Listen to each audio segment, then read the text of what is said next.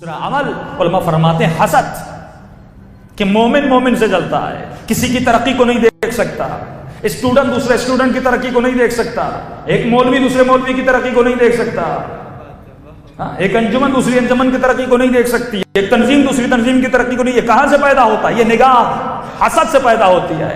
امام نے فرمایا حاسد کبھی شیعہ نہیں ہو سکتا۔ اگر دیکھنا ہے کہ میرے دل میں حسد ہے یا نہیں ہے، سب سے پہلے یہ دیکھیے میرا بھائی، میرا رشتہ دار، میرا کولیگ جو ترقی کر رہا ہے، آپ کے دل میں کون سا احساس آ رہا ہے؟ کیا اس کے لیے دعا نکل رہی ہے یا حسد پیدا ہو رہا ہے؟ علماء میں اور خواتین میں بڑا حسد ہوتا ہے۔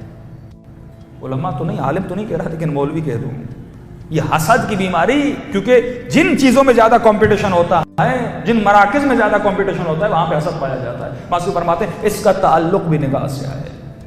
تیسرا گناہ فرمایا وہ ہے نگاہ حرام، کہ مولا علی فرماتے ہیں آخری زمانے میں ایمان کو بچانا اتنا مشکل ہوگا جس طرح ہاتھ پہ آگ کے انگارے کو رکھنا۔ آج لوگ سوال کرتے قبلہ میں کیسے پتا چلے ہم نیک ہیں؟ میں نے کہا کوئی بڑی بات نہیں، موبائل نکالو پتا چل جائے گا۔ آج ہر مومن کی موبائل سے پتہ لگ سکتا ہے وہ مومن ہے، علی والا ہے یا امیر شام والا ہے، تھوڑی دیر میں پتہ چل سکتا ہے۔ آئیڈیو کون سے ہیں، پکچر کون سی ہیں، کانٹیکٹ کون سے ہیں، اکاؤنٹ کون سے ہیں۔ آج پیٹرن، پاسورڈ، جتنا موبائل کو بند کیا جاتا ہے پتہ نہیں ملینز پڑے ہوئے ہیں اس میں۔ ہمارے یورپ کے دوست بتاتے ہیں قبلہ ایک ہمارے بیٹے کو ہم نے گاڑی پہ چڑھایا اور وہ غلطی سے موبائل بھول گیا۔ ابھی 1 گھنٹہ نہیں ہوا تو کہ ڈیڈی میری موبائل، کہ بھائی 1 گھنٹے کے بعد لے لیں گے۔ اس نے کہا کہ میں زندہ نہیں رہ سکتا اپنی موبائل کے بغیر۔ موبائل نہ ہو اس طرح جیسے انسان کا سانس گھٹ رہا ہو۔ آج شیطان جیب میں آ گیا، گھر میں آ گیا۔ پہلے گناہ کرنے کے لیے جگہ ڈھونڈنے کی ضرورت تھی، گناہ کرنے کے لیے کچھ قدم آگے جانا پڑتا تھا، لیکن آج یوٹیوب، فیس بک، واٹس ایپ جہاں کھولے انسان گناہ سامنے ہے۔ اس لیے معصوم نے فرمایا آخری زمانے میں جو اپنے ایمان کو بچاتا ہے اس کا مقام اصحاب رسول سے بلند ہو جاتا ہے۔ کیوں؟ کیونکہ اس زمانے میں ایمان کو بچانا بہت ہی مشکل ہے، مخصوصاً نگاہ کو بچانا۔ ایسے ایسے واقعات ہیں آپ سن کے حیران رہ جائیں گے۔ شیخ مفید فرماتے میں نے خواب میں دیکھا کہ سیدہ آتی ہیں اور ہاتھ میں 2 بچے ہیں، فرماتی شیخ میرے بچوں کو پڑھاؤ۔ فرماتی میں نیند سے اٹھا، رونے لگا، مولا مجھ سے کوئی غلطی تو نہیں ہو گئی؟ میں کیا حسن حسین کو پڑھا سکتا ہوں؟ میں ان کی پاؤں کے خاک کے برابر بھی نہیں۔ کہتے وہی منظر جب اپنے مکتب میں بیٹھا ہوا تھا، ایک سید زادی آئی، ہاتھ میں 2 بچے تھے، سید رضی اور سید مرتضیٰ۔ کہا شیخ میرے بچوں کو پڑھاؤ، میں بیوہ۔ فرماتے تعبیر مل گئی، لیکن واقعہ بڑا عجیب ہے۔ ایک مرتبہ نگاہ حرام ہوتی ہے کسی خاتون کو دیکھ کر، لیکن علماء فرماتے ہیں نابالغ بچہ اگر خوبصورت ہے اس کو بھی لذت کی نگاہ سے دیکھنا حرام ہے۔ یہ احتیاط، یہ تدابیر کرنے کے بعد انسان شیخ مفید بنتا ہے، شیخ توسی بنتا ہے، بحر العلوم بنتا ہے، مقدس سردویلی بنتا ہے۔ اس طرح نہیں بنا جاتا۔ آج میڈیا، بورڈ، روڈ پہ چلے جائیں جہاں جہاں نگاہ حرام، یہ ملکہ جب تک تقویٰ کا نہیں آتا انسان کو، وہ انسان تب تک گناہ سے نہیں بچ سکتا۔ شیخ مفید کا واقعہ سنیے، میں نے جب پڑھا میں حیرت میں رہ گیا کہ یہ مقام شیخ مفید کا کیسے بنا جب اتنی تدابیر کی گئی۔ سید رضی اور سید مرتضیٰ جوان ہوئے، شیخ مفید اپنے شاگردوں میں کنگھی بانٹا کرتے تھے۔ کنگھی کیوں بانٹی جاتی ہے؟ مستحب ہے نماز کے بعد اپنی داڑھی کو کنگھی کریں۔ اب جن کی داڑھی ہے وہ کنگھی کریں، نماز کے بعد داڑھی کریں۔ نبی خدا فرماتے ہیں جو نماز کے بعد داڑھی کو کنگھی کرتا ہے خدا اس کے قرضوں کو معاف کر دیتا ہے۔ عجیب روایت ہے۔ فرماتے رسول خدا نماز کے بعد کنگھی کر رہے تھے کہ یا علی آپ بھی کنگھی کیا کریں۔ کہ یا رسول اللہ کیوں؟ کنگھی کرنے سے قرض معاف ہو جاتا ہے۔ مولا علی گھر گئے، مصلی پہ بیٹھے، نماز پڑھی، کنگھی کرنے لگے۔ سیدہ نے دیکھا کہ یا علی آج داڑھی کو کنگھی کر رہے ہیں، کہ آپ کے بابا نے کہا ہے کہ داڑھی کو کنگھی کرنے سے قرض معاف ہو جاتے ہیں۔ سیدہ نے کہا یا علی آپ کے اوپر بھی کوئی قرض ہے؟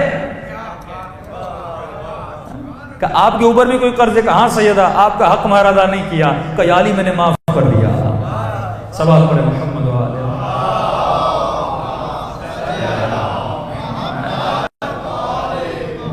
اسی وقت سیدہ نے کہا یا علی میں نے معاف کر دیا۔ تو یہ چھوٹی چھوٹی باتیں ہیں لیکن ان پہ عمل کرنا بڑا عجیب ہے۔ شیخ مفید نے کنگیاں بانٹیں شاگردوں میں، سید رضی اور سید مرتضیٰ کو کنگھی نہیں ملی۔ یہ دونوں گھر گئے، اپنی ماں سے شکایت کی کہ بھائی شیخ صاحب نے سب کو دیں لیکن ہمیں نہیں دی۔ ان کی والدہ آئیں شیخ مفید کے پاس کہ شیخ مفید میرے بچوں سے کوئی ناراضگی ہے، کنگھی نہیں دی؟ شیخ مفید نے تعجب میں پوچھا کہ کیا آپ کے بچوں کی داڑھی اتر آئی ہے؟ غور سے سنیے گا کہ آپ کے بچوں کی داڑھی اتر آئی ہے؟ کہاں شیخ، میرے بچے جوان ہو گئے، بالغ ہو گئے۔ کہ جب آپ اپنے بچوں کو لے کر آئی تھی چھوٹے تھے اور انتہائی خوبصورت تھے، میں آپ کے بچوں کو دیکھتا نہیں تھا۔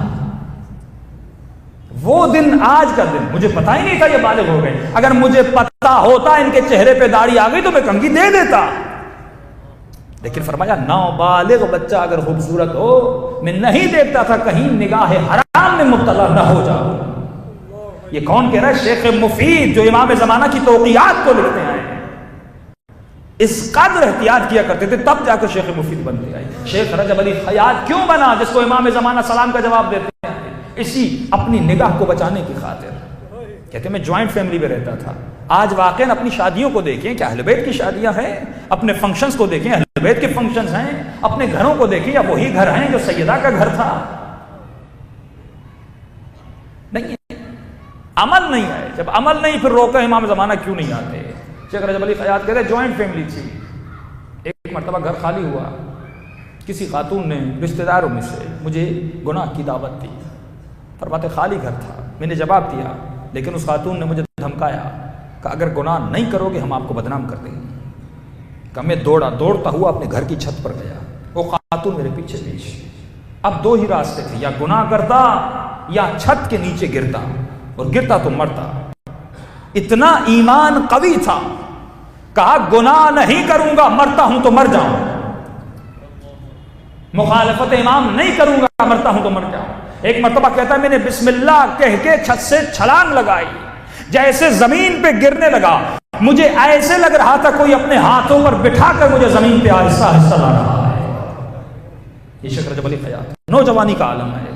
فرمایا اسی وقت میرا قلب منقلب ہوا، میں دوڑتا ہوا مسجد گیا، میرے دل نے کہا 2 رکعت نماز شکرانہ پڑھو، کہے شیخ آج گناہ سے بچ گیا ہے۔ کہتا 2 رکعت نماز شکرانہ پڑھی، لیکن یہ نماز ویسی نماز نہیں تھی جیسے پہلے پڑھتا تھا، اس میں عجیب لطف تھا، عجیب لذت تھی، بس گریا ہی گریا تھا، آنکھوں سے آنسو ہی آنسو تھے، رکوع میں جاتا تھا رکوع نہیں رکتا تھا، سجدہ نہیں رکتا تھا۔ کہتا یہاں پہ جیسے نماز کے آخری سلام پر پہنچا تو میرے مولا نے مجھے جواب دیا وعلیک السلام یا شیخ۔ جب انسان اپنے عمل کو بچاتا ہے، ان کے بہت بڑے شاگرد تھے، جس طرح میں نے کہا امام زمانہ کی نگاہ ہے افق الاعلی، یہ کل بتاؤں گا، سدرۃ المنتہا تک امام کی نگاہ جاتی ہے۔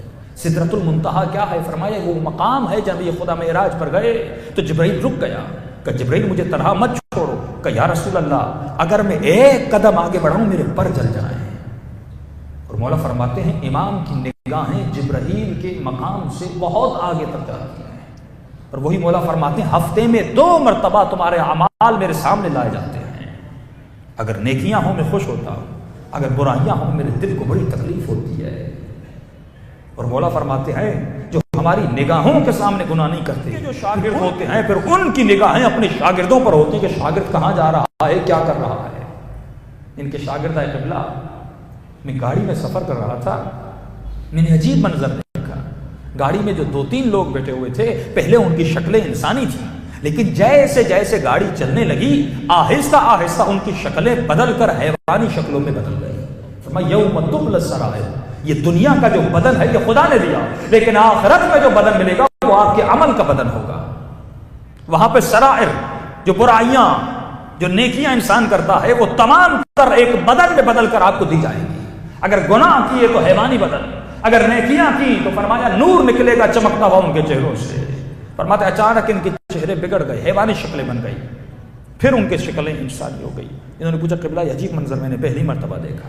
شیخ رجب علی خیاط کہتے ہیں تو نے توجہ نہیں کی، جب تو گاڑی میں سوار ہوا تھا ان کی شکلیں انسانی تھی، لیکن گاڑی چل رہی تھی، ایک خاتون کو انہوں نے گاڑی پر سوار کیا، وہ ڈرائیور آئینے سے اس خاتون کو نگاہ حرام سے دیکھ رہا تھا، اور وہ سب لوگ اس کو نگاہ حرام سے دیکھ رہے تھے. فرمایا جیسے وہ نگاہ حرام میں مبتلا ہوئے ان کی شکلیں حیوانی شکلوں میں بدل گئی.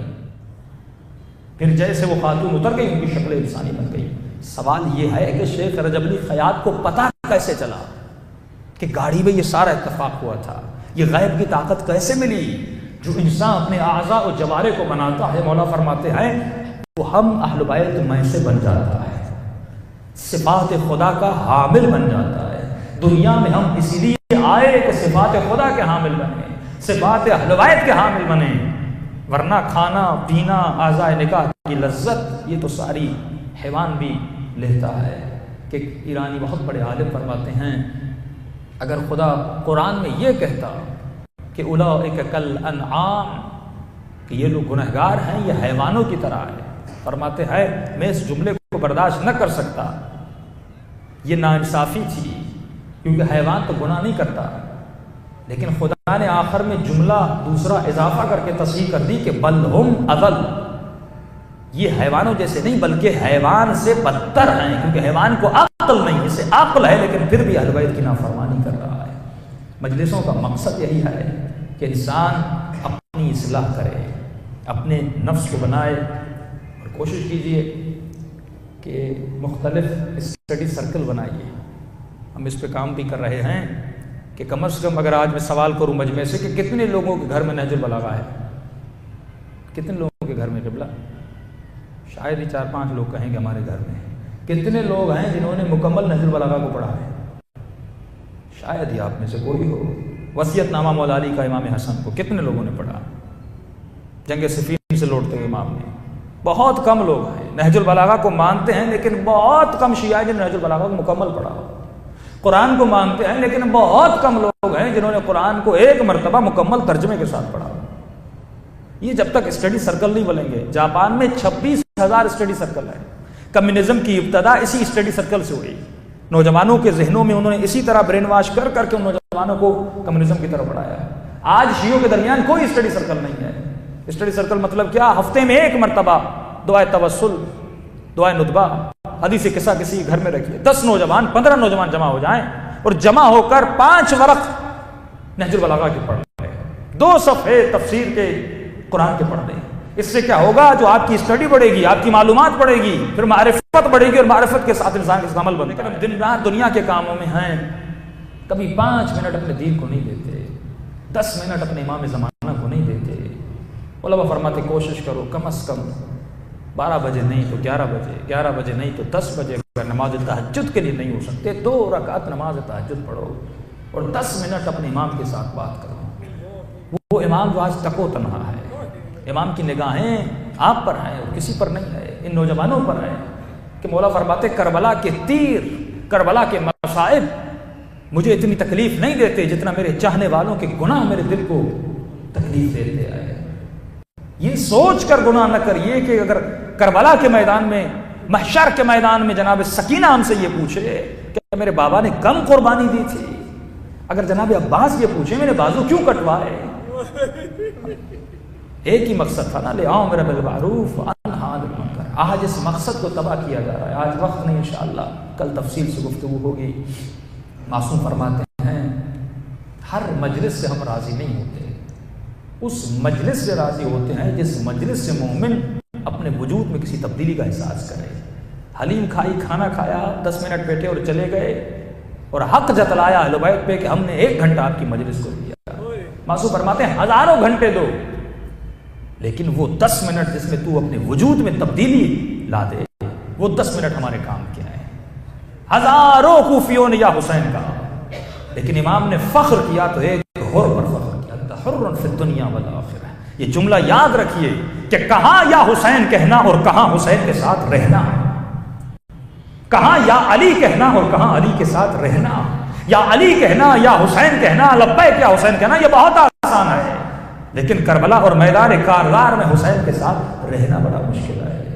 صفین کے میدان میں مالک اشتر کی طرح، ابو ذر کی طرح، میثم تمار کی طرح، قمبر کی طرح، فضہ کی طرح رہنا بہت مشکل ہے. امام فرماتے ہیں ہمارے ساتھ رہنا سیکھو، بس زبان سے کہو مت.